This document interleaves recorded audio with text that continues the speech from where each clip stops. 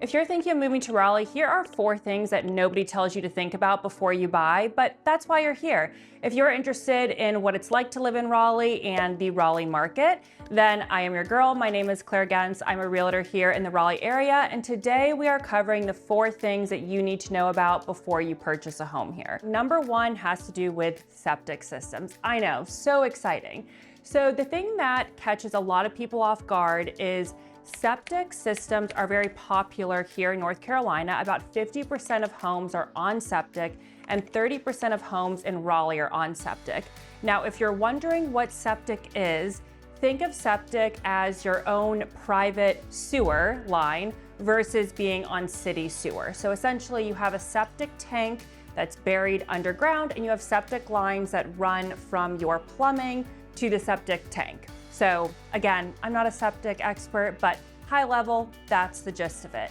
So a lot of my clients who relocate here are not used to septic, and their first thought is, I don't want to be on septic, I want to be on city sewer. So I will just tell you, septic is fairly common here, especially if you are someone who wants to live on more acreage.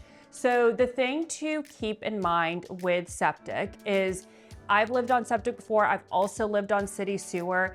Your day-to-day life, there's really not going to be anything different. The main thing is when you live on septic is you will typically not have a garbage disposal. So I feel like that is kind of a lifestyle thing or a caveat. However, the day-to-day living or maintenance is the same. Most people who live on septic, you have it pumped every 3 to 5 years, depending on how many people are in the house, how many people are using it. But in general, North Carolina actually has very strict requirements for the soil needed to have a septic system. And so I will put it this way, I have never had a house before where the septic has had to be totally replaced or because it was not functioning. And so it's one of those things that you just need to know about it ahead of time so you can make sure it's maintained or pumped properly throughout the years, and you won't have a disposal, but otherwise your day-to-day living is not going to change, and they are very common out here in North Carolina. So the second thing that catches people off guard whenever they are looking to buy a home here is North Carolina is a non-contingent state. So what do I mean by this? North Carolina homes are sold as is, meaning there are no contingencies.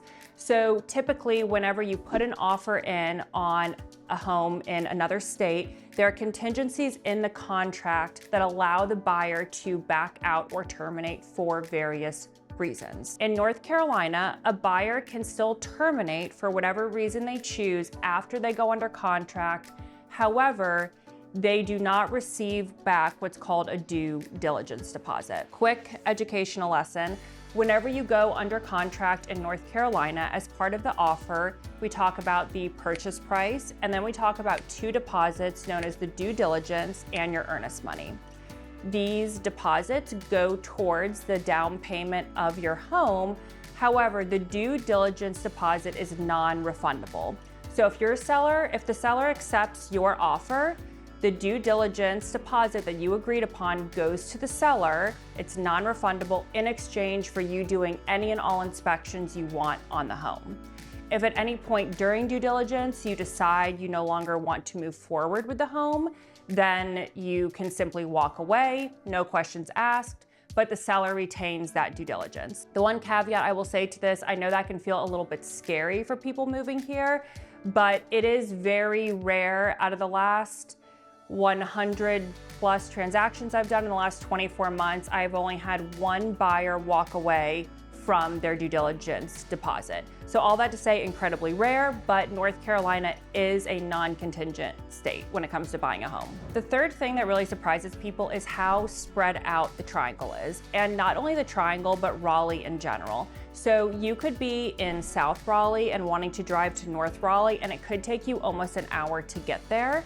And likewise, whenever we talk about Raleigh, we also talk about the triangle area. So the triangle area consists of Raleigh, Durham, and Chapel Hill, the triangle. And for example, to get from one side of Raleigh to Durham, it might take you 10 minutes depending on where you are in Raleigh and where you're going to in Durham, or it could take you over an hour. So that is one thing that I like to call out whenever people are thinking of moving here and they say, okay, I want to be in Raleigh, I want to be in Durham, I want to be in Apex. A lot of times, depending on where you are in those specific pockets, can really affect your commute if you have to commute for work, or where you are in relation to shopping and dining and lifestyle amenities that may be important.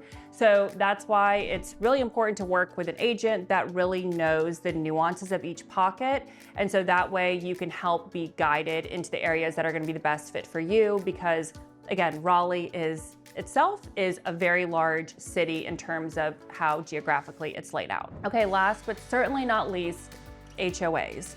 I feel like HOAs is a scary word. They get a bad rep, and this is one thing so many of my clients relocating here, they first say, I do not want to be in a neighborhood or a community with an HOA. So the thing to keep in mind with HOAs here is, one, majority of neighborhoods do have HOAs unless you are in an incredibly rural area. Number two, the HOAs here are nowhere near as stringent or prohibitive as you get in a lot of other cities. I feel like with HOAs, people have like a lot of nightmare stories. And the main thing here with HOAs is it's more so, I don't want to say loose guidelines, because again, it depends on the neighborhood, but most HOAs are in place in order to keep the neighborhood and the area essentially up to par and to a certain standard. So for example, with an HOA, it might say, hey, you can install these type of fences, but you can't install a chain link fence. Or it might say, hey, you can't be working on broken down cars in your driveway, or you can't have chickens or roosters. So those are typically the things that you will see in HOAs here. And of course, if there's something really specific that you are looking for to see, okay, well, can I do this in my home or neighborhood?